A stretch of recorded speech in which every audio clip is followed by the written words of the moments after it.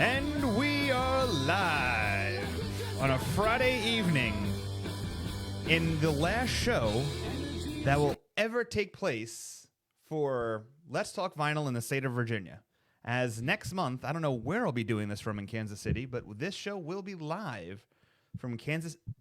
Oh my God, I'm about to dick. You might be in a hotel room in Kansas City or something.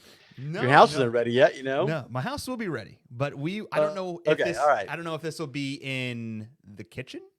I don't know if this will be in a studio. I don't know if this will be wherever it is. I can tell you that it's weird since the studio breakdown. My internet isn't nearly as good in the room I'm in, and like I'm getting Trey Bush kind of like stops and goes and buffering. It's not me. It's not me. You this time. I got my new mesh wire, whatever you call it, the mesh system. I don't know. You got the mesh. You've upgraded. It's magical mesh. It's internet, magical whatever mesh. that means. So, but here's the cool thing. It is it's exciting, right? Like we're this new studio. We're gonna have a new studio built out. I'm gonna do the show somewhere around my house until it's built out. But by summertime, we'll have this brand new studio space in Kansas City that's gonna be about double the size of the studio I was in before, with a stage, a couch, multiple cameras, lights, and I've already We've been working with having guests in studio to perform. Maybe for this show, maybe for other shows, as we look to really push this show into the future. So I'm really excited about it. But yeah, that's not till the future. But next month, this is the official last show of Let's Talk Vinyl in the state of Virginia. we're gonna make it a good one, buddy. We're gonna make it a good one. And tonight, listen, we're talking about one of my top 5 favorite Pearl Jam songs of all time, "Inside Job." We're going to be talking about the wine that we're drinking this evening, which is The Magician, right on here. Trey's going to give us some lowdown on that. And then tonight, I'm going to share, we've been talking in the past about music, what we're listening to. I'm going to give you guys all a new artist that we know a little bit, but a new single that just dropped. You don't know this artist, Trey, but I'm going to introduce you to her. And we're going to chat about Eddie Vedder solo and all that. But before we dig into the music and all of this other stuff and the more buffering that I continuing to do, Trey, why don't you talk a little bit about what we're drinking tonight and why it's so special? Well, you are drinking, I believe it's our 2020 vintage. Am I right? Boom. 2020. Of our Riesling. We've been making Riesling since we started the winery back in 2007. And it is, hey, what's up, Matt? It's one of my all-time favorite varietals, and not just from Washington State, but anywhere in the world. For me, it's the Great White Grape. If I had to choose one white wine I could drink, a desert island wine, it's always going to be Riesling. And the reason for that is because it can be made in so many styles. It can be one of the great dessert wines of the world with a lot of residual sugar still left. And it can also be bone dry with super racy acidity. And yours is not quite bone dry. There's a little bit of residual sugar, but it almost comes across as a fruit sweetness as opposed to sugar sweet, if that makes sense. It does. And it's got that nice bright acid, which holds that wine together and just makes it very energetic when you drink it. And most importantly, with all the acid, it makes it a great food wine. And so if you enjoy eating spicy foods, like Asian food always comes to mind. You think Chinese, Vietnamese, spicy dishes, Indian, for sure, and even barbecue. Those all are fantastic food pairings with Riesling. And so typically what happens is when you have a little residual sugar left, that kind of cuts through some of the heat when you are eating spicy food. So you have something that's hot and spicy and you drink something with a little bit of residual sugar in it. I'm not talking about a lot of sugar. I'm talking about just a little bit of residual sugar in it. That sugar cuts through the heat and they balance each other out. Okay. And that's stylistically, that's how we make our Riesling. We leave anywhere from half a gram to a gram of residual sugar per liter in our Riesling. And so it comes across drier than sweeter. Most people, when they start drinking wine, Riesling oftentimes is one of the first wines that they drink, because grocery store Rieslings, the majority of them that you buy, are going to be on the sweeter side. Okay. And it's much easier to get into wine when you start, because it's very difficult to try to get someone to love wine and give them a bone dry, high tannic Cabernet. But you give them something with a little residual sugar, and it's a nice way to ease them in. Sure. I was certainly like that. I remember drinking wine in my early 20s and buying Chateau Ste. Michelle Riesling. And, it's usually 5 grams per liter of residual sugar. And it was really delicious. And it was a great way to sort of ease into the world of wine. But so you opened the Magician. I went to my cellar and opened up. This is from a famous winery in Germany called Clemens Busch. And, of course, my last name is Bush. And so I've known about this winery for a long, long time. They're one of the great Riesling producers out of Germany. And this is similar in profile, actually, to the Magician. There's a hint of residual sugar in this wine, but it leans much more to the dry side. And it's just very energetic. I love the way these wines smell and taste. They age. They can age forever. I've had 50-year-old Rieslings before, bone dry Rieslings they're just drop dead gorgeous. Wow. That's it's interesting because one of the many reasons I love the wine. Well, it's interesting. We started this show. The first episode, you had me drink Riesling, and you said this is how we're going to get you into wine. Yeah, and I had drinking red wine previously, but Riesling is an easier wine to have. Like, I would say that Riesling's a good stock, like, to have at your house, because if you have people come over, it's an easier wine to say, hey, let's drink this, let's get it just makes more sense than sometimes red wines people are just going to be turned off on. But I find myself that you can share Riesling with people, and it's because it is sweet and it does have that fruit taste to it. It's can easier. Be sweet. Yes. Can be sweet. So most of the ones, everything I've had has been very sweet. Now, I will tell you this too, by the way, Trey. I don't usually, now I say this usually, it's only been 7 months, but I don't usually eat sugar. The only time I do it is on the show. Like, this is the only time I really put sugar in my body is during this show. Once a month. Once a month. That's all right. But I will tell you, you're like the giant shrinking man right here in front of us. It's ridiculous. Today was a big day. 65 pounds I've lost since September. Wow. Yeah. That's you lost like a 7-year-old. Realistically, yeah. I mean, and it's insane because, so last night we're packing up the house. We're getting rid of things. So I have my 300 some odd Pearl Jam shirts. I have lost count now. And most of them are extra large to larges. And because that's what I would buy, because back in the day, I just didn't want to admit to myself that I was a big guy. And last night, I was pulling them out. My wife's like, do you think you could fit in these? And I was actually talking to Brad.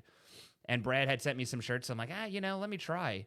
And, dude, everything was fitting me. Like, I have a jacket I'm wearing tomorrow from the Strangest Tribe, like the brown Strangest Tribe jacket. And I was like, yeah, this is the first fucking time I can button this thing. Like, this shirt is an extra large. Like, this is... It's weird because when in September I was borderline, like I was pushing my 2XL out, like I was ready to go into 3XL shirts. Now realistically I can wear a large tall, and I've had to get rid of, I threw away I'm selling all my old jeans on eBay, but like I had all my jeans, nothing fit me, so I had to go buy new jeans. Like it's a cool experience. Like a Weight Watchers commercial. I want to see a picture of Anthony in your old fat jeans. No, I'm good. No, I'm good. Come on, and you hold them out like this and turn sideways. No. But hey, I'm proud of you, buddy. That's amazing. It really is. Well, and you're you added like 10 years to your life, easy.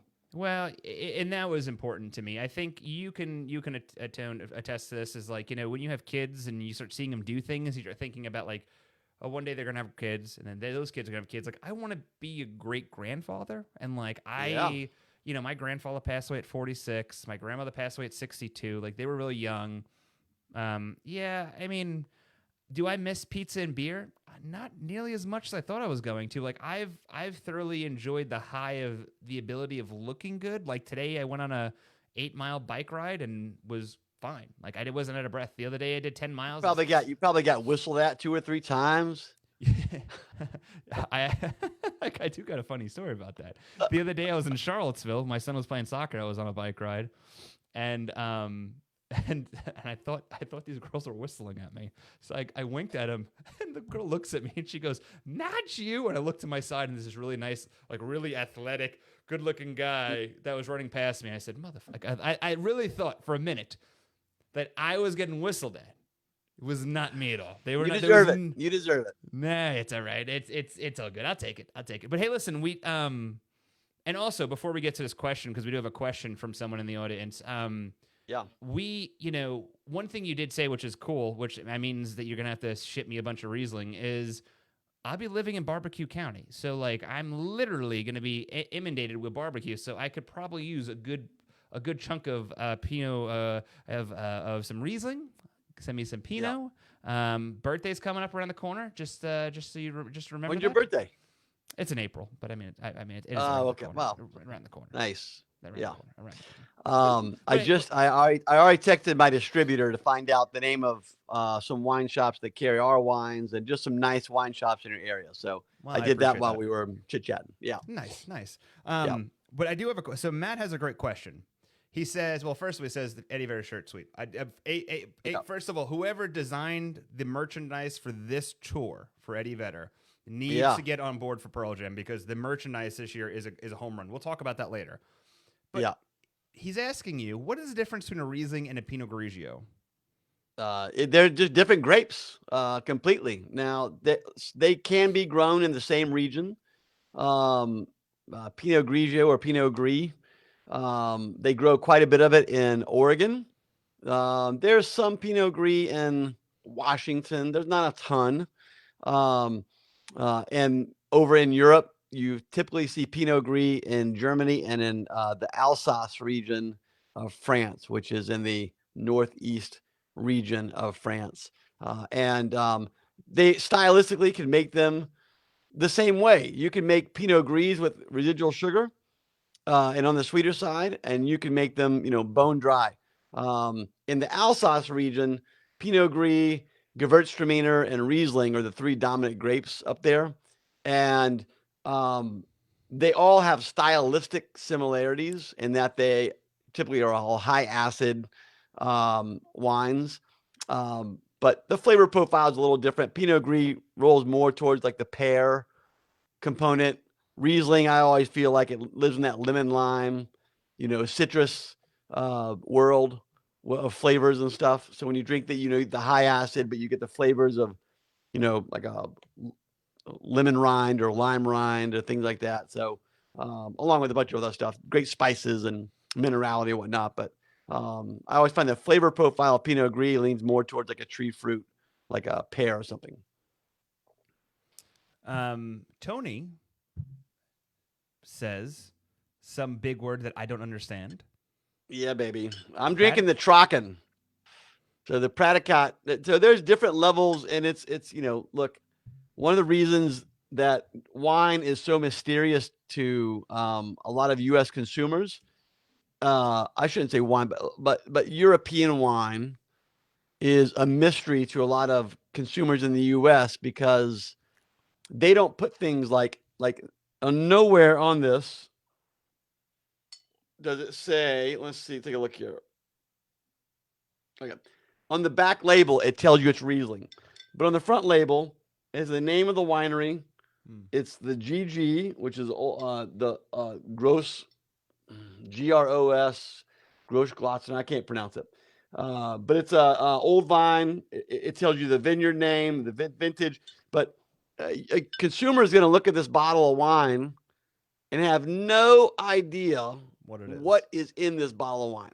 Now, I look at the bottle shape, and I know it's a bottle of either Riesling, Gewürztraminer, or Pinot Gris, a couple other things. But these tall Hock bottles are typically those varietals, and they're typically from Germany, Alsace, or of course, we use the taller bottle as well for the Riesling that we make. Although ours is a screw cap. So, Um, oh, it's from the Alsace region of France. I, I'm gonna I, make Holly come in here I just want and an say it in episode. accent. I want an episode of just you two doing your accents because I really believe that Well, would we be a. we talked about doing a podcast of basically just uh, Holly and her brother Gabe, Mm-hmm, and just giving them a glass of wine, and then just have them like write tasting notes. Talk about the tasting notes for it. mm-hmm. Because Holly loves wine, but just like you, she's still learning. Mm. So, but she's had some pretty colorful tasting notes over the past few years, and so I thought that'd be a fun podcast. Yeah, Tasting notes with Holly. I don't know. yeah. I mean, she's doing really well on social media. She pulls numbers. She's pulled some She numbers, pulls so some numbers. she does. But we've been focusing on beers instead of wines for her. So, Okay, but anyway, that's a little bit of a wider market, maybe. I don't yeah, know. yeah. Okay, so let me It's ask just you. different. I'm going to give Yes. you the options tonight of where we're going to go next. Do we Okay. A, want to hear about a new artist? B, do we want to go right into Inside Job? Or C, do we want to talk about Eddie Vedder solo? I want to talk about Eddie's tour. We can knock that out because I know that you and I talked about it last time. You saw him when? How long ago? So I saw him in Chicago roughly 2 weeks ago. 2.5 weeks ago. Okay. I don't know why I thought that. Oh no, you and I were texting after the show. I was thinking we talked about this at our last show, but the tour hadn't even started yet. So No. I saw night one of the Chicago tour is what I saw. Okay, so we saw night 2 at Benaroya. I saw Brad and Sam there, which is great. And then the night before, we saw the War on Drugs. And I'm just gonna keep pounding you over the head until you tell me that you are in love with that band, because there's no way you cannot be in love with that band. So you just need to dive into them. I'm going to tell you this. I've listened to them. I don't love them, but what I was told was, and I'm doing this, so they're coming to Kansas City this summer. Oh, you better go to that show. I'm going to the show. My wife, I'm already driving my wife nuts because I've already announced I'm going to like 30 shows this summer, and she's like, I don't know how the fuck we're affording this or doing this, but we'll figure it out. And I plan on going this summer. So I'm going to see him, and I'll give you more of a true review of how I feel about things. I heard the live show is amazing. Their live show is amazing, but it's not. I just think that their album, the album versions that their last 3 albums, especially Deep Understanding, and then their latest album, they're so polished. And that's because Adam, the lead singer, the main writer, he spends forever putting these albums together. There's 3 to 5 years in between each album. Oh man, Tony, got to go to the Ryman, see that show. But they spend so much time in between albums, and that's because Adam is so meticulous about how he writes music. He writes all the instruments. He writes the keyboard parts and the saxophone and the horn parts, so when he presents it to his band, he's essentially saying, I want it like this, and then they'll listen and they'll practice and blah blah blah. So you really get a true final version. It's a little less organic, I think, like Pearl Jam. They get together and they sort of have like the roots to a song. And Jeff will say, I've got this. And then they all write a song together. They say they flesh it out. I feel like Adam just sort of has already fleshed it out in his mind because he's already worked it out so much. But that was a great show. But Eddie, so Tuesday morning, I wake up. Holly and I were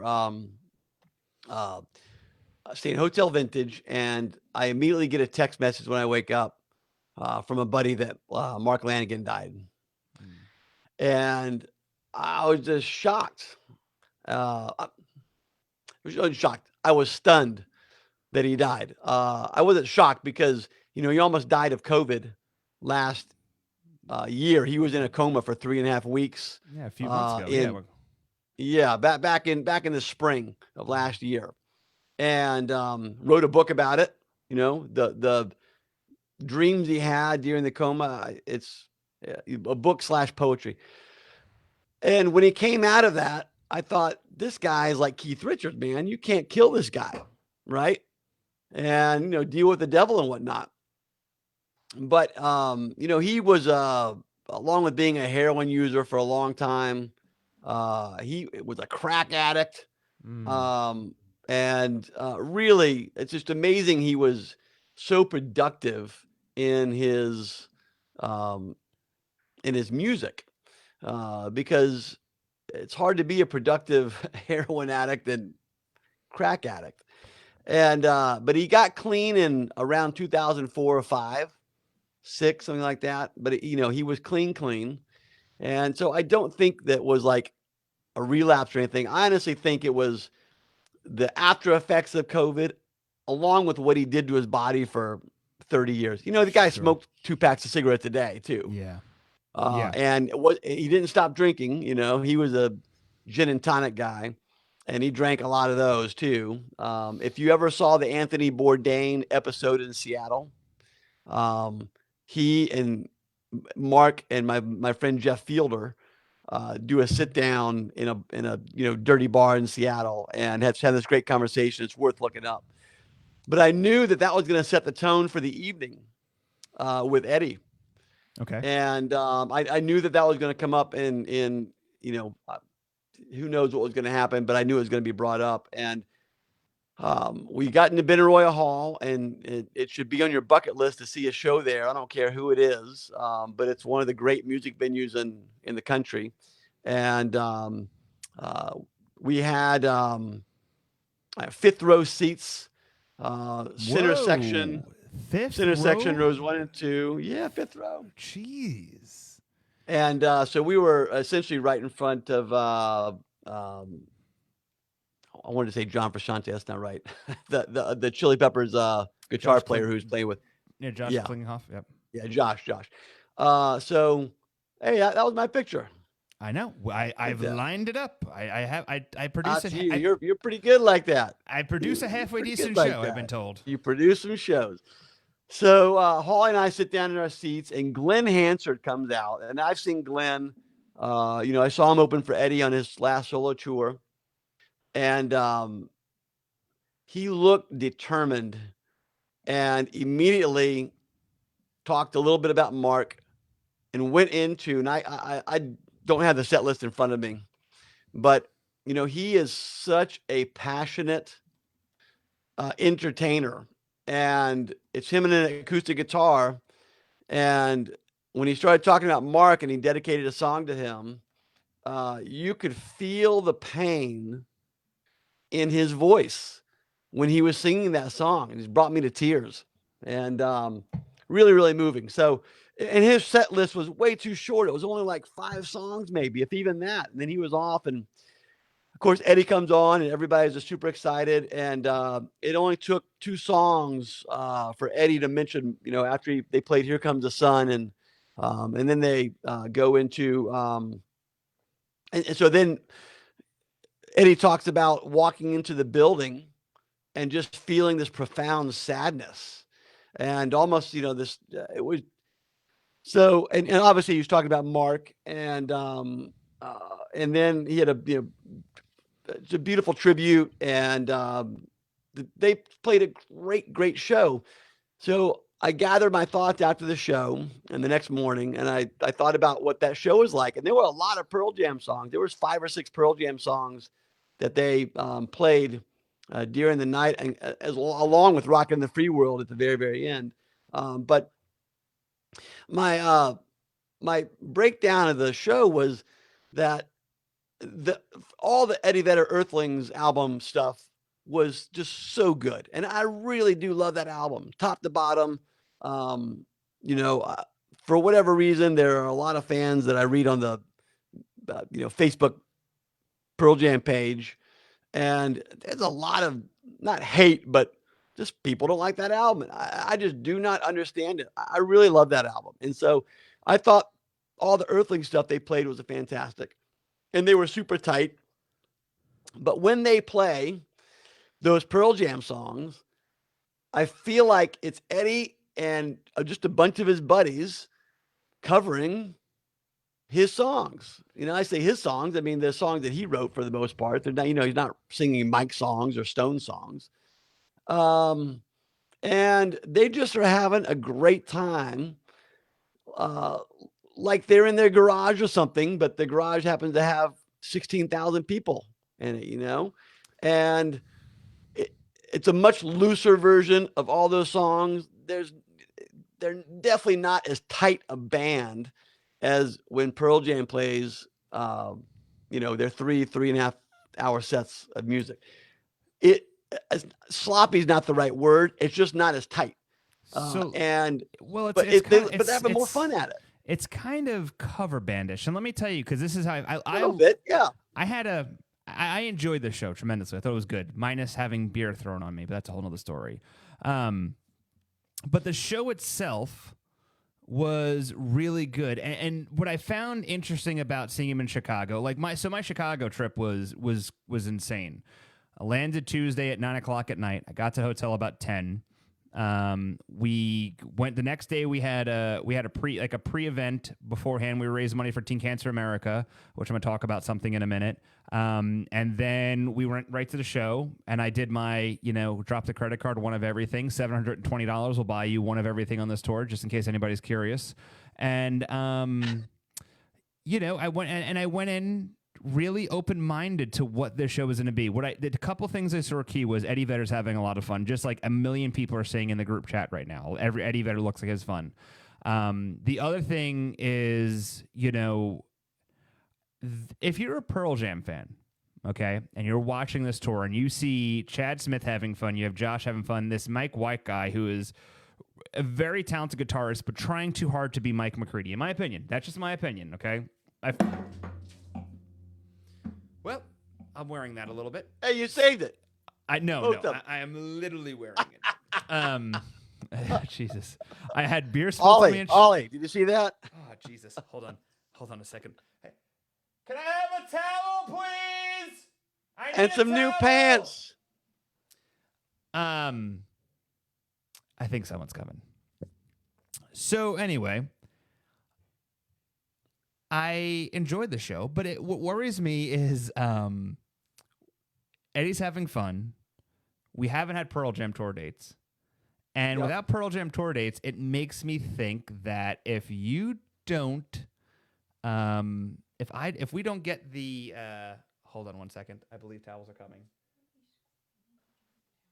Yeah, I don't know if you could hear me. I just spilled wine everywhere.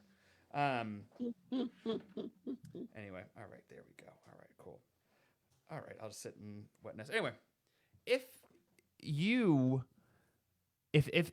the band doesn't hit the road, right? Eddie's gonna do this. This is the future for Eddie. If the band 100%. If the band decides, like, if there's a member or members of the band that say, "Hey, listen, I just don't feel comfortable touring," Eddie wants to tour. Eddie wants to be out there. It's clear as day from what I've seen on this show, what I've talked to people about other things. It is 100% Eddie wants to be out there. And he's having fun. He's smiling. He's having a good time, just like in the picture you took right here. Yeah. But here is where it's getting interesting. The shows were originally sold out when they first went out, right? Everything sold out. Everything sold out in minutes. Chicago wasn't sold out. Michelle can vouch for that. She's listening. She's tuning in right now. It wasn't sold out. There was seats they were giving. They released Benaroya tickets morning of, and I know people who went online and bought them, and they were, same thing, 5th, 6th, 7th row. They gave away over 100 tickets for free for tonight's show. If just use the code Ohana on this link they sent out last night. You could have got a free ticket. I saw that email, but I didn't even look at it because it was in LA, so I didn't even. Correct. So they were for free? For free, 100%. You get a pair of tickets for free. So it's 200 seats that they gave away for free tonight. There's great seats for tomorrow's show or the 2 days from now show. There's realistically tonight, if you look at the seats available for tonight's show, there is a ton of tickets available. That's very interesting. But it's interesting because the album's number one across how many charts? It's number one. Right. So it's weird because I don't know, man. It's a weird thing. Is it not Eddie? Maybe it's just what's going on right now. I don't know. I don't think it's Eddie at all. I think it's what's going on. There were There were a lot of empty seats at War on Drugs as well, and they had 2 nights, right? They booked 2 nights. So, I just, and we're in the Northwest, and that's part of it. I feel like, up here, people are just more conscious of COVID, and they're, we're a left-leaning state, and, we still have mask mandates in place, right? I mean, I don't know what Chicago is like, but Chicago was strict. You couldn't walk into a building. And now coming from Virginia, where they just basically said you don't got to wear a mask anymore. It's done. It's and over. That's gonna happen here in a couple of weeks in Washington too. So schools Tuesday, no masks, everything. There ain't no masks anywhere to be found. I mean, there has clearance section of masks everywhere now. It's like an abundance. What I find interesting was when me and Michelle and JJB and some other people that were in Chicago doing everything, we would go places. You couldn't walk in the door without saying, I need your vaccination card if you're over 5 years old, and you need your ID. Yep. If you didn't have either one of them, they were like, you got to go. Well, I feel like that's, there are people who still will not come out because of that. No matter the show, right? Yeah. So, but I mean, look, I think they're going to get back to normal. They will, whatever normal is. I've seen lots of memes come across social media, and it's like, congratulations, you survived the pandemic. Welcome to World War III. Ain't that the fucking so truth? It's like one thing after the other, man. It's just unbelievable. Listen, realistically, Tom Brady leaves the Patriots, we get a pandemic. Tom Brady retires, and we get World War III. I think he just needs to go back to football. Maybe go back to New England. We just need to go back to our winning ways. That's right. But I want to talk. So, I enjoyed the show. I think it was great. But it does worry me that if the band doesn't go out and tour, first of all, the Earthlings album is phenomenal. Like, great. I love it. I think it's great. Yeah. I think it's his best solo work he's done so far. I love the other stuff. I'm not saying this is bad, but this is clearly a fun album. And the fact he brought in Ringo Starr, the piano player from Tom Petty and the Heartbreakers, he brought in Tinch, Elton John. Oh God, you name it. Stevie Wonder, right? Stevie Wonder. Yeah, it's amazing the people he was able to bring into this album and what he was able to create with it. And it's phenomenal. What's crazy with everything is there's a couple songs on that album that if you had the members of Pearl Jam doing that song, that would be a better song than. And I love Gigaton. I'm not knocking Gigaton. I love Gigaton, but I think that there's a few songs on that album. If you had Pearl Jam doing it, it'd be a better song on Gigaton than what some of the album songs were on Gigaton. Well, I think that goes back to what you were talking about, where if other members of Pearl Jam are uncomfortable touring, there's also, it's not like they didn't get together and record an album. Correct. Apparently they've got a ton of material together already for another album right behind Gigaton. Yes. Supposedly the new album is some's. So it's not like it's not like Eddie was, it wasn't like he wasn't including them in the process of sure. writing music and stuff, but maybe in his head, when he writes songs, he maybe thinks about, this is for me instead of for the band. These songs are Eddie Vedder songs, not Pearl Jam songs. I'm not saying that they wouldn't sound cool if Pearl Jam was the backing band behind them, but there are many songs on that album that don't sound anything like a Pearl Jam song. 100%. But there are, I just love. It's an ebb and flow album. There's some beautiful slow ballad. There's some just crazy, punk rock tunes. It's got a lot of stuff going on, and I enjoyed it. So I will say by the end, the crowd, I don't know if it was in Chicago, but the crowd was standing all night in Benaroya. Yeah, Chicago was on their feet the entire night. They were very much, as soon as the first song hit, they were on their feet. It was interesting because I was, first of all, this idea of platinum tickets is bullshit, by the way. I'm going to put that out there because I spent a lot of money on my ticket and was promised this whole and I was up high, off to the side. It was not platinum worthy at all. So the whole idea of whatever Ticketmaster deems platinum, Ticketmaster, you're an asshole. Just putting it out there. Sorry. And also just want to put out that is not the thoughts. That is not the opinion of Touring Fan Live. That's the opinion of Anthony Resorts. But no, it was a great show. I enjoyed it tremendously. It was a great evening. Everything was good. I think the album's good. Eddie had fun with it being a home show for him being in Chicago and stuff. I tend not to be a big Chicago fan. It was, and realistically, looking at people's photos and being in California today, being beautiful and sunny, my ass should have went to California instead of Chicago. I'm just putting it out there. But it is what it is. 12 degrees here, so. Oh, God, it was, fuck them. Freaking crazy. Now, I will say this, though. I do want to mention two things. One, we did have, Touring Fan Live did a benefit for Teen Cancer America, which is our nonprofit we're raising money for through this month at a place called Elephant and Castle in the Loop in Chicago. And we raised a couple $100 while we were there. It was actually good. We had a full house. It was more than we thought. It was amazing thing.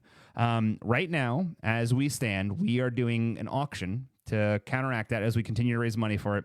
And I just want to give you credit, all the credit in the world. I don't like to ask anything of my friends, and I've never asked you for anything, minus me personally asking you to send me wine for me to drink personally, because that's something different. But I don't ever ask you for, hey, I'm doing this, do something for a touring fan, because I just don't feel that's right. Last week, you messaged me and said, hey, Anthony, I have this unopened bottle, the pack from the Pearl Jam 2018 wine, put it up for auction. As it stands right now, and I believe JJB just texted me, we're up to $650 raised for that. That's going straight to Teen Cancer America. That's awesome. Oh, dude, Trey, I can't thank you enough. I mean, this organization, which works, was founded by The Who to help children, that is very much an overthought and overlooked cancer, because a lot of people associate cancer with breast cancer or older people with cancer. They don't look at the children or teenagers that are fighting it. It really shines a spotlight on them, and it really does help them in a need that needs it. So, dude, I can't thank you enough. Why are Roger Daltrey and Pete Townsend why is that their cause? Did one of their kids have cancer? No, I'm going to be 100% honest with you. So the way that this all came about was, we have a lot of people that work for Touring Fan Live behind the scenes, and I am all about saying, hey, what do you want to do? It's not about Anthony, even though I'm in front of the camera for the live shows. It's not about my opinions. One of the most amazing people that we have working for us, her name is JJB or Jennifer Bickle. She's worked and done amazing things with Teen Cancer before, and her son has as well. And, she had mentioned that she wanted to do something this month, being, Cancer Awareness Month. That was on the beginning of the month. And us all meeting up for Eddie in Chicago, we thought it was a great opportunity to bring our resources together for this. I got to know a couple of people inside the program and why, and learn about how the money gets, divvied out to help kids out, and how really they are truly helping a lot of people out. And, it was an easy decision for me to get behind it. But no, I personally do not know the story of why Roger or Pete decided to do this for Teen Cancer America. But I will tell you a quick story. They did. A quick story. If you know JJB, she is a fan of the song Porch by Pearl Jam. She always says if Pearl Jam came out and played Porch for the first song, she'd leave, because it would be, I heard everything I need to hear, I'm out. Night one in Chicago, I could see clearly she actually had her seats upgraded. She was terrible seats, got on the floor, I don't know, probably 20, 29, 30 rows back. I could see a clear row over because she had this black shirt and white lightning bolts on it. As soon as Eddie played Porch, I've never seen someone light up like a fucking Christmas tree so quickly in my whole life. It was a great experience to sit there and watch her do that. But no, So overall, going back to everything, how we round this out before we get into Inside Job, was Eddie Vedder a success? Yes. Is it worth seeing 2 nights in a row? No. What if the set lists are different? They're not that different, though. Yeah, they're not. You're right. They're not. They did have Duff McKagan came out and played night 1 in Seattle. They did a Pretenders cover. And I don't remember any other than having was Eddie's daughters in Chicago? No.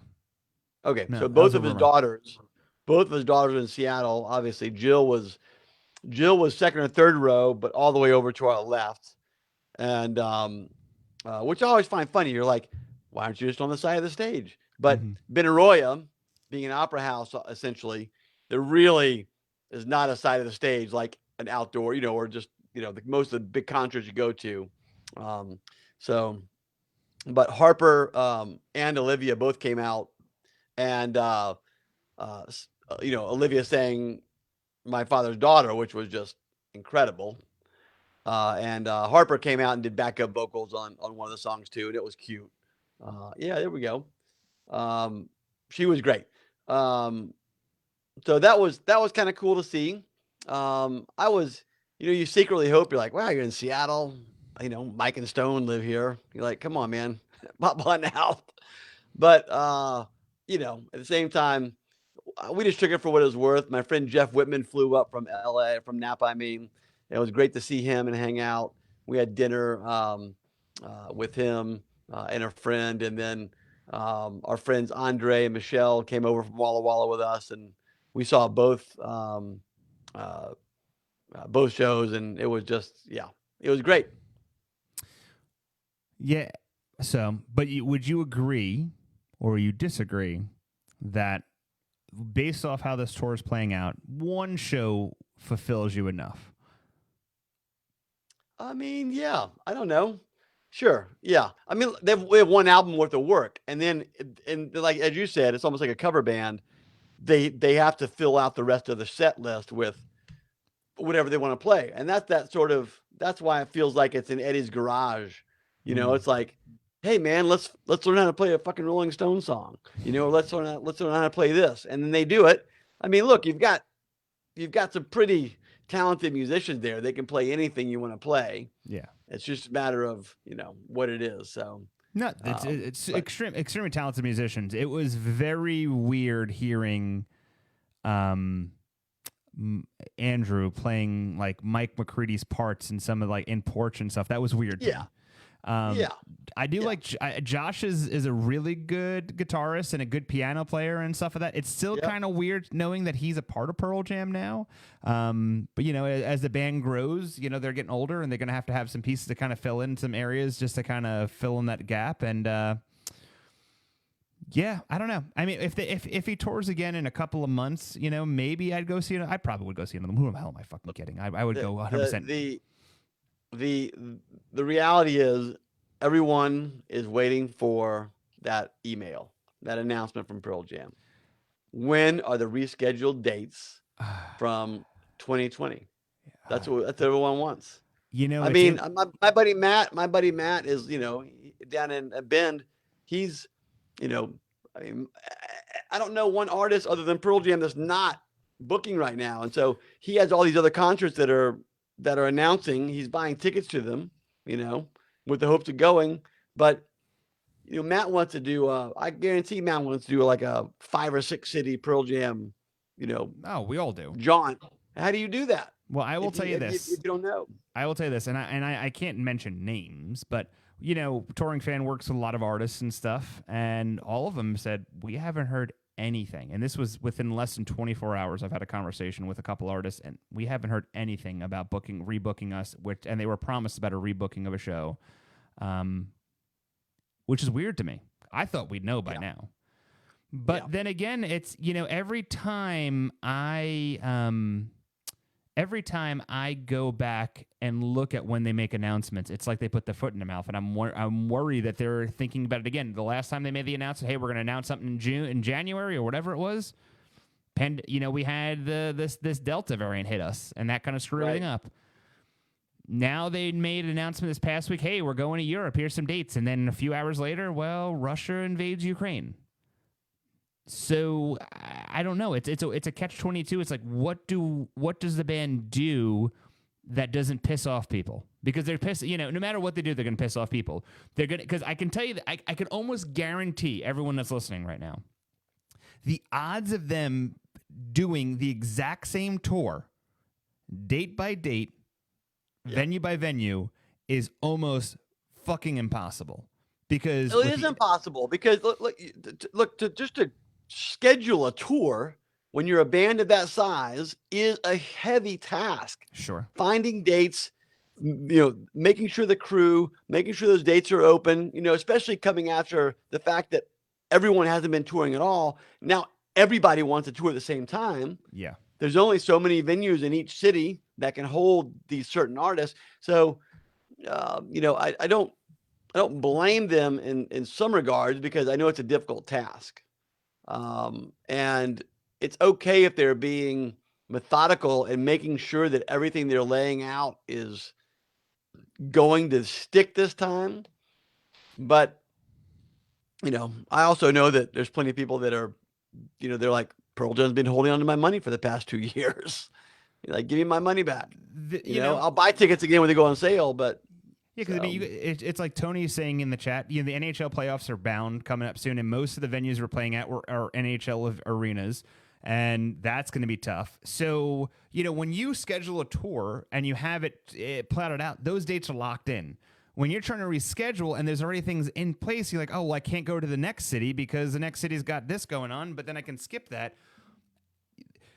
I'm telling you, once the announcement's made, and I think this is why Pearl Jam hasn't made it right now, is they're going to piss off a lot of people, whether it's, and there's people that are happy and say, I think there's going to be shows from the original tour that are canceled and it's going to read refunds, or they're going to say Baltimore was already canceled, right? Baltimore's already canceled, but in the same sense too, the only people who got refunds are the ones who got through Ticketmaster, because I believe that the 10 Club is trying to utilize a new venue, which makes sense in the areas. And I think that's what's going to happen.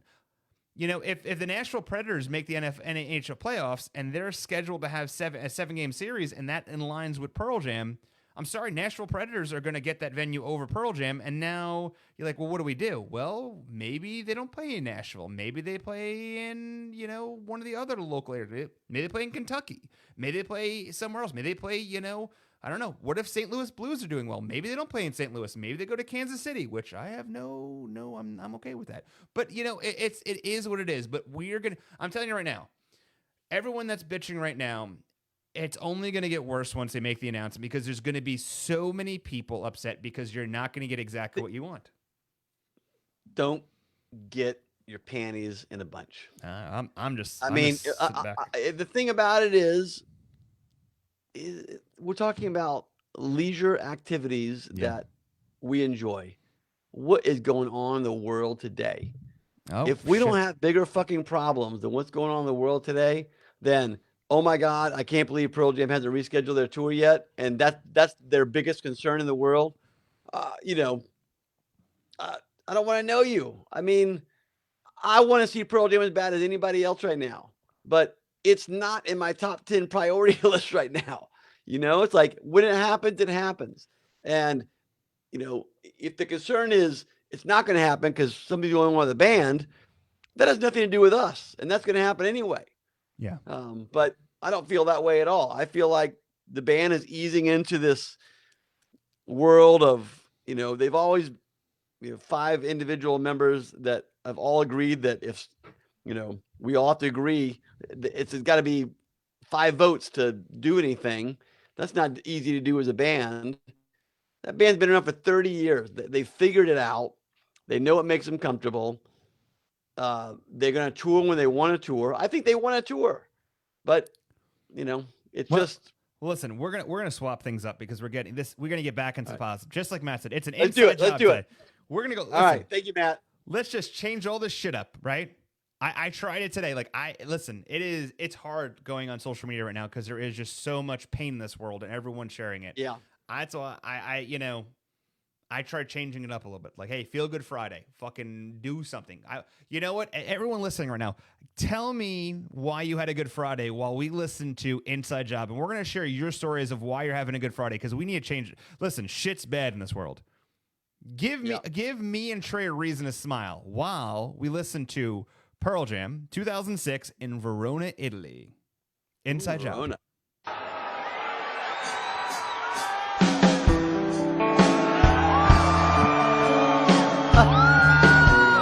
Light in hand.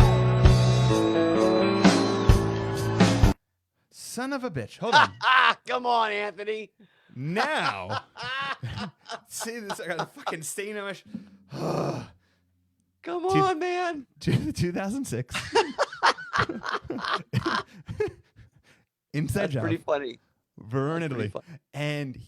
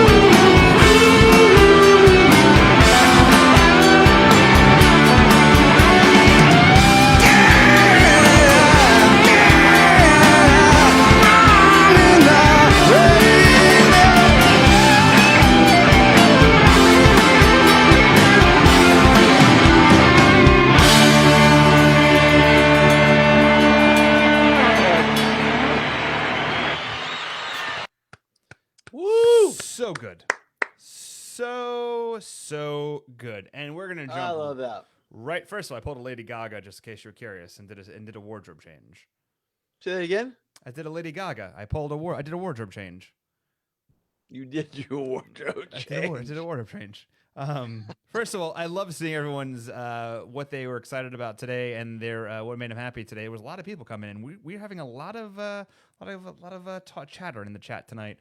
But let's dig right into the facts about Inside Job. And while we're doing that, let's put a little music in the background.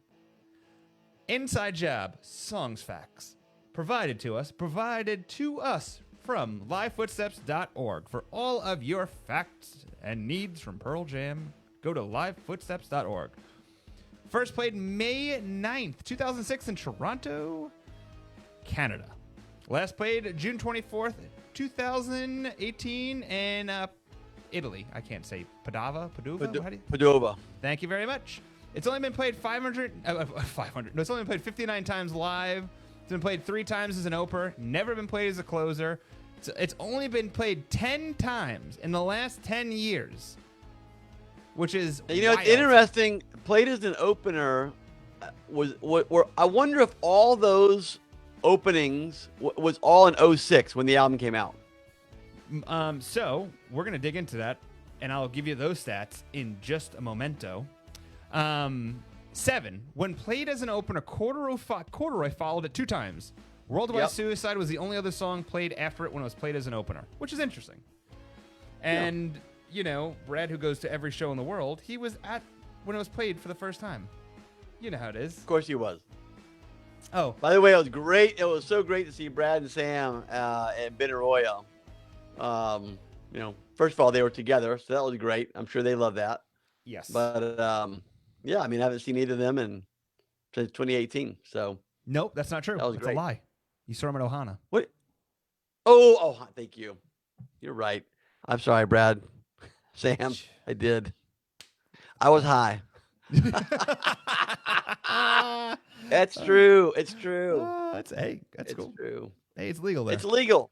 That's right. It's legal. Listen, it's the same thing as saying I was drunk. Right. So here's some interesting facts some more interesting facts. In 2006, it was played 31 times, right? So if it's played 59 times, so total 31 times, that's a huge amount of times to be played right in 2006. 60% of the times it was played in 1 year. Yeah. Correct. 4 times in 2007, 3 times in 2008, 6 times in 2009, twice in 2010, 3 times in 2011, 2 in 2012, 1 in 2013, 4 times in 2016, and it was played 3 times in 2018. And actually, crazy amount. And actually, out of all the shows played in 2006, it was only played at 36% of those shows. Now, in 2006 was a massive tour. Massive tour. Yeah. Avocado album. Oh, God, insanity. This song deserves more playtime, in my opinion. This is a masterpiece among masterpieces, in my opinion. This is one of my top 5 favorite Pearl Jam songs of all time. Yeah.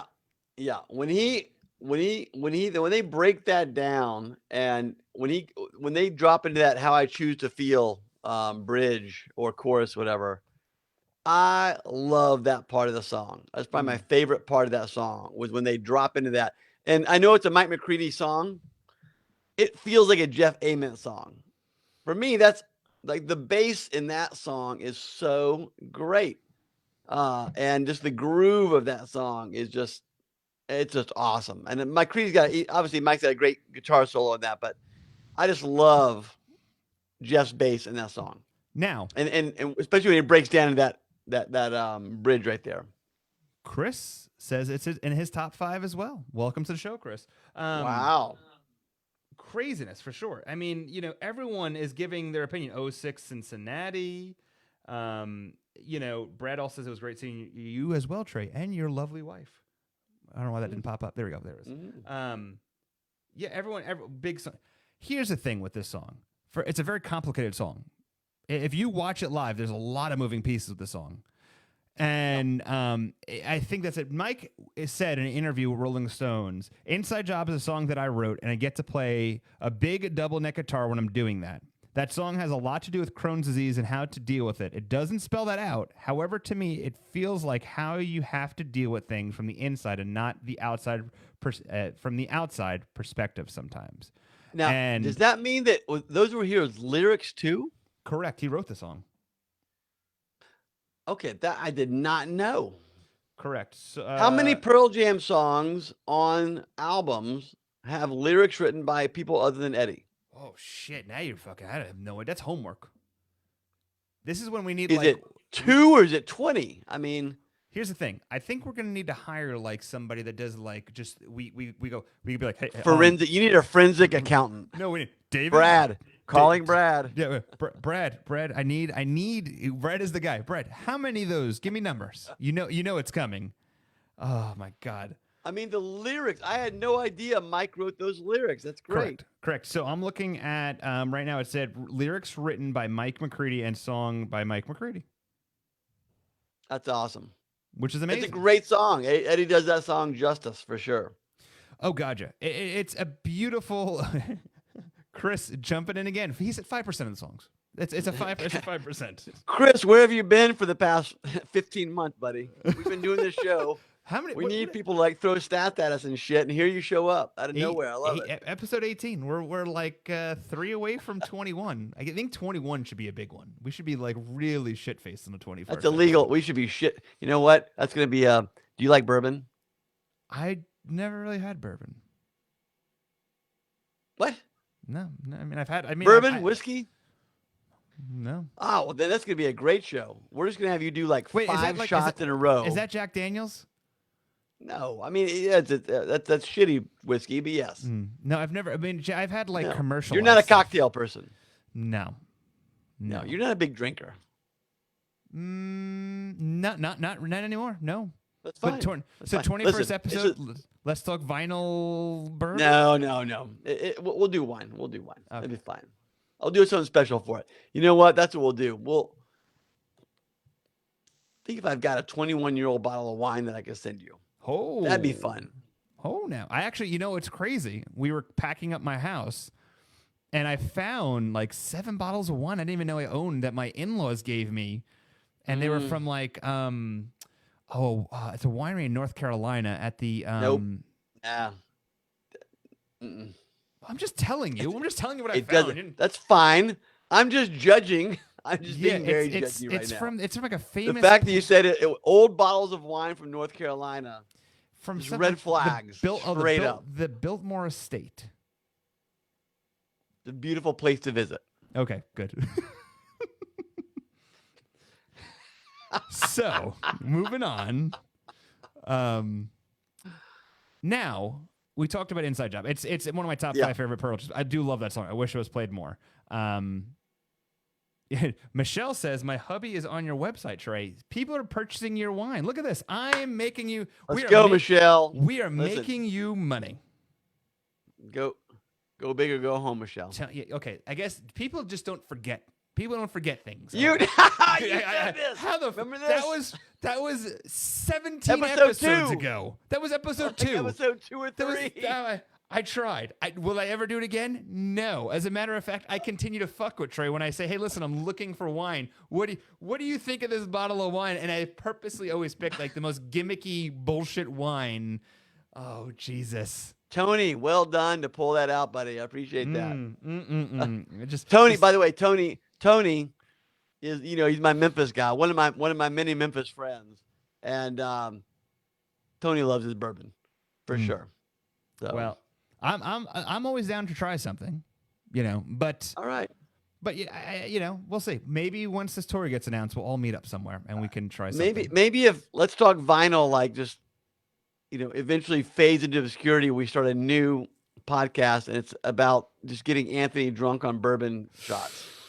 So I don't know if I told you this. Right back in November, I was told that Jack Daniels is good for keto. And this is right when I was good for what? Good for keto diets. Like Jack Daniels is good for keto diets because that's what I was told. So I got a whole entire bottle of Jack Daniels. And in one evening, I drank an entire bottle of Jack Daniels at a hotel in Raleigh, North Carolina.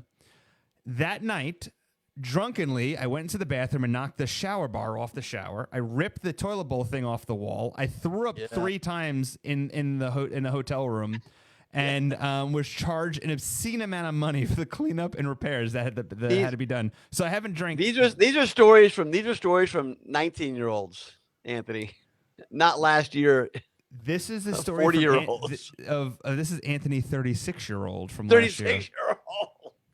Yeah, 36. Yeah, 36. How did you not do any of that in college or like even in high school? So realistically, I couldn't because I was been on my own since I was 16. So I had to consistently be the responsible one because nobody was responsible for me. You're a better man for it, and I'm not mocking you at all. So no, I'm glad you got to get that. I'm glad you got to get that experience. Though the one experience you're missing is just getting super sloppy drunk on tequila, and then like projectile vomiting all over everything, right? So oh Jesus. So if you like want to add an experience. So I just want to let you know, our executive producer in the background has sent me a note. I just received this, and he just also said, check your text. So here you go. Are you ready? All or None was written by Stone and Eddie. All Those Yesterdays by Stone. Army Reserve by Eddie and Damian Eccles. Bush Leaguer, Stone and Eddie. But these are lyrics or music? Yes. Both. Yes. The Color Red by Jack. Down was Mike McCready. Fatal was Stone. Get Right was Matt. Ghost was Jeff and Eddie. Gimme No Lip was Stone. God's Dice is Jeff. Help Help is Jeff. Inside Job is Mike. In the Moonlight's Matt. Low Light is Jeff. Mankind is Stone. Nothing As It Seems is Jeff. No Way is Stone. Of the Girl is Stone. Other Side is Jeff. Pilot is Jeff. Rival is Stone. Strangest Tribe is Stone. Sweet Lou is Jeff. Thin Air is Stone. You Are is Matt and Eddie, and Whale Song is Jack. Wow. I just want to let. Thank you, Brad. So just I'll do it. Ready for Brad? Little bell for Brad. Hey, that's Brad right. gets a ding. Brad gets the ding. There you go for doing that. All right, now I want a couple episodes every so often we announce a new artist or whatever and put something out there. Back in September, we did, when I was at my heaviest, we did Shore Stock. And we had this artist from the Project Matters. Her name is Olivia Beck. Come on stage, and she just released her first single out on iTunes. And now I'm not sure if this is your cup of tea. I'm not sure. You know, I like everything, Anthony. I'm a very All right, so I want you to listen to this song. The song is called Church from Olivia Beck. She's an artist out of New Jersey. She's actually just recently played at Danny Clinch's gallery. Danny Clinch is a big fan. I suspect you will see her now this year. Okay. So this is Olivia Beck, and this is called Church. Are you ready? You're supposed to say yes. I am. I'm ready. Yes, I'm ready. Jesus. I didn't realize I needed.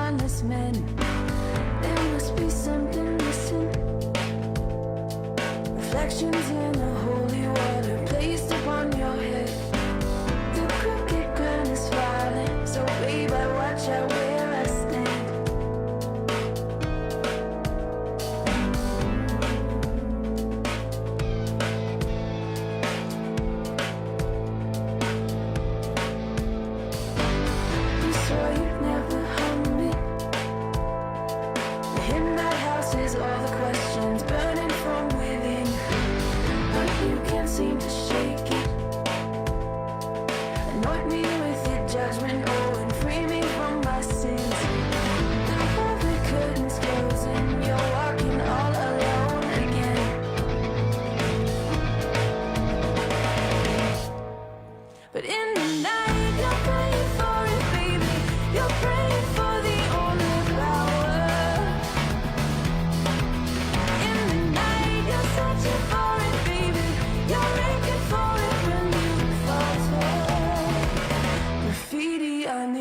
altar, worship on your knees, and I'll be the one to tell you this is real.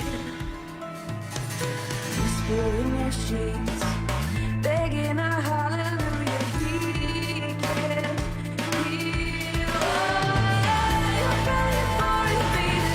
You're praying for the only power. In the night, you're searching for it, baby. You're looking for it when you falter. Freely on the altar. You take a walk in the garden, but God, it knows you.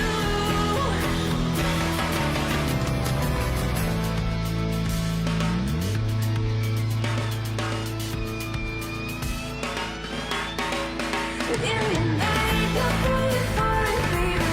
You're praying for the only power. In the night, you're searching for it, baby. You're looking for it when you falter. In the night, you're praying for it, baby. You're praying for the only power. In the night, you're searching for it, baby. You're looking for it when you falter. Freely on the altar.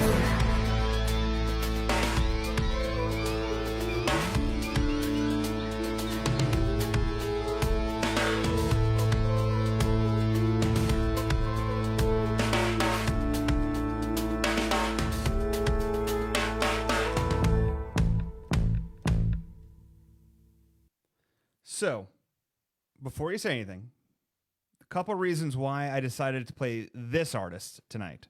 One, she is a graduate of the Project Matters program. She came up through that program and they helped pave her way through production costs, musical instruments, got her in front of the right people, and the Project Matters is amazing. I love that. I love those people, and that's how I got to follow her.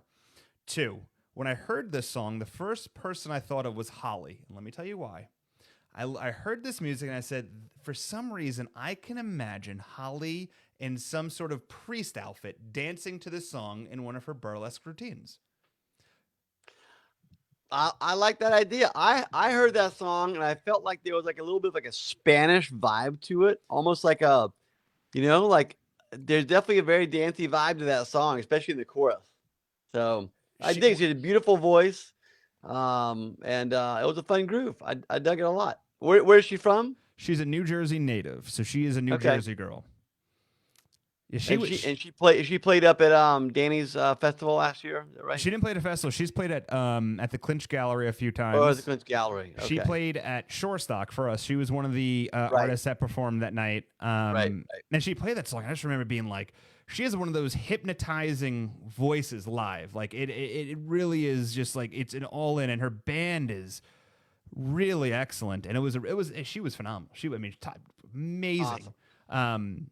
But no, I would highly recommend giving. I don't know how it works now. Is buy the song? I just stream it. You have to buy the song. Buy a song. Can you buy the song? Listen, people. Don't be cheap. And first of all, did you ever have Spotify, like the paid Spotify account? Who? We gave it up. We gave it up last month for Neil. But really, for artists, right? Like artists don't get paid any money for that stuff. So, or 0.003 cents per song, whatever, per listen. So yeah, go to SoundCloud and buy their music, or wherever they have their stuff up. Yeah, I'm trying to see if there's a place she has it for sale, and I should have been better. She's going to be next week when we do our monthly spotlight. She's going to be our spotlight artist of the month, and we'll have some more links posted for it. But yeah, no, she's a young girl. She's edgy. I dig it. Oh yeah, here you go. Shannon, on iTunes, you can pay $2 for a song. So there we go. So hey, if 5 of you buy the song, that's $10. $10. That's like two lattes. That's 2 lattes. That's right.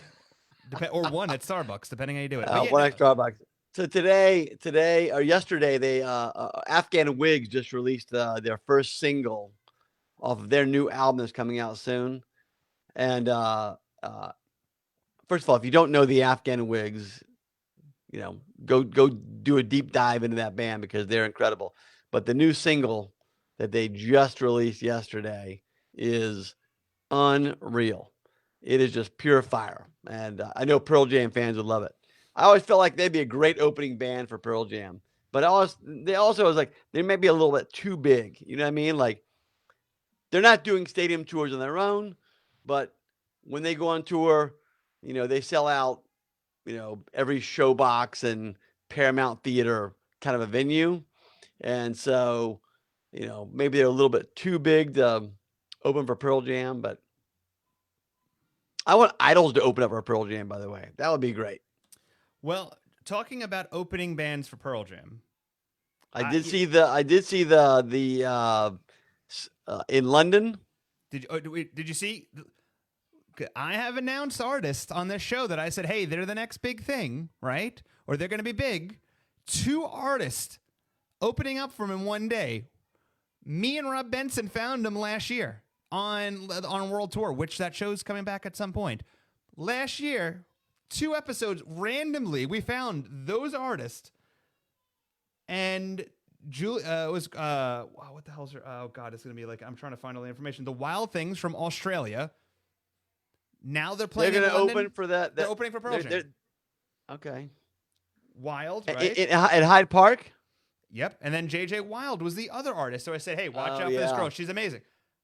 Opening up for Pearl Jam in Hyde Park with Stereophonics, which is that show right there is going to be. Oh, that'd be fun. Craziness. Let's talk about the opening track for our show. Yeah. Can we Stereo Embers? I can turn it down a little bit and we can actually put it on the background. How's that sound? First, this song has been the opener for all of my shows, minus X Gets the Square, for just about 2 years. And Rob Benson and Guan and Trey. The Stereo Embers has been a friend of the show for a long time. Going back to Stranger's Tribe, going back to the things, they have been a big fan of the show. And they've always come on, and they've always been supportive. When I started this show, I went to Rob and I said, listen, Rob, I want a song. I heard this song. It kind of really sat with the time of what I was going through, and they're like, no, have it for your show. I'm like, what do you mean? Like, no, just, it's yours. Use it for the show. You can do whatever you need. Like, that's how awesome Stereo Embers are. And Rob is absolutely an amazing guy. Amazing lead singer, very underrated by so many. I mean, the shit he puts out is phenomenal. But Stereo Embers as a whole is one of my favorite Seattle bands because their albums are phenomenal. Their latest stuff was great. And I thought there was a lot for the future, especially coming outside the pandemic. And, when you look at the band and how talented they are. I mean, you have Cass on drums. Cass is an amazing drummer, been in a lot of bands throughout Seattle. You have Tim DiGiulio, who's probably one of the greatest guitarists I've ever seen live. Guan, who's an amazing bassist. What'd you say? He's amazing. Oh, yeah. And DiGiulio's incredible. Yeah, and then Rob, unfortunately last week, and we're going to announce something. I just don't know really the words for it because I've been stuttering over it a little bit. But, yeah, Stereo Embers has announced they're breaking up. 2 more shows, and then they're calling it quits. And I know when in January they talked about they were rehearsing and blah blah, and I'm thinking like, and then they said we got some live shows coming up, and I'm in my head I'm like, oh great, I'm gonna book them at my place, for the summer or something. And we had them last July, and they were great, but I was just super bummed to hear that, so first of all, the last show is an amazing lineup, by the way. It's going to be Stereo Embers, Kathy Moore Power Trio, another fucking amazing. Oh God. Yeah. Okay, I got you. When's that show, by the way? That Kathy Moore show. Sure. That show is going to be on Saturday, April 9th at 8:30 p.m. at the Sunset Tavern in Seattle, Washington. Tickets are $15 and they're on sale now. April 9th? April 9th. It's a Saturday. That is a Saturday. Mm-hmm. Why do I have Anthony in Seattle for the weekend on my calendar? That's weird. I'm gonna have to convince my wife. I have that on my calendar. I'm not lying. Originally, we were supposed to be doing a Touring Fan Live event in Seattle, but with me moving, we talked about this a couple weeks ago, Trey. We didn't talk about you not coming out. I remember you talked about you moving, but All right, Anyway. listen. Maybe you know what? Fuck it. Maybe I'll just go. I'm gonna go smooth everything over my wife here in a minute, and I'm gonna see what I can do to get up to Seattle. on just April go. 9th. Listen, just go give her some Riesling. Be fine. The rest of the bottle. I'm gonna see how magical the magician really is with this bottle and what I can pull off from this. Anyway, listen, Trey, it's been a long show. We're going on an hour and a half. We both got things to do. I got to get up at 4 o'clock in the morning to drive my kid to Baltimore for a soccer game. I got some sushi, but walking in the house right now. So. All right. Well, listen, Trey, thanks so much for tonight. We are going to do our Yeah, next buddy. episode. No, I will tell you the date so we can figure it out because I am looking at a calendar real quick. You look at a Yeah, me calendar too. as well. Okay. Next month, March. Yeah. 30th? No. 31st? Mm-mm. 29th? Yes. No? Yes? Yeah, 29th is fine. 29th or 28th would be 28th would be better. 29th would be fine. 28th, I've got a Taste Washington event. Okay. It's a big event. 29th. So, all right. Pick a song. Don't make me pick a song. I think this is going to be another. Look, the songs need to come from the fans. All right. You want to Sounds watch good. this show. Okay. All right. 30 seconds everyone has. Throw the songs up on the thing. And we're going to drink Levitation. Ooh, you have a bottle of Levitation still left? I do. I'm looking at it right now. Levitation it is. So Levitation and whatever the first song is that comes up on a list. Did we do present tense? I think we did. Yeah. I think we Yeah. did. The Tony Bound song. That was a Tony Bound song. All right, we need another song. In Hiding? In Hiding. I love that song. Yeah, In Hiding. In Hiding and Pendulum. We'll do that. Lori says Pendulum. Brad says In Hiding. God, nothing. We'll do them both. Fucking everyone's throwing out there's a million songs getting thrown up right now. I've lost it. Okay. Dude, Nothing Man too, though. We've never done Nothing Man though. That's a good one. Oh fuck. Gosh almighty. Damn it. I mean, look, we can announce it in the. We can announce the song if you want to wait, right?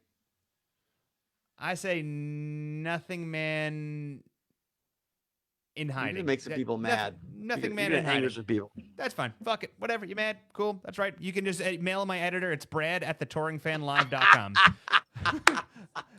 So, In Hiding and Nothing Man. And once again, for anyone upset with tonight's decisions, you can email. That's brad@thetouringfanlive.com, or you can look up Brad Lang on Facebook and just message him all your hate mail.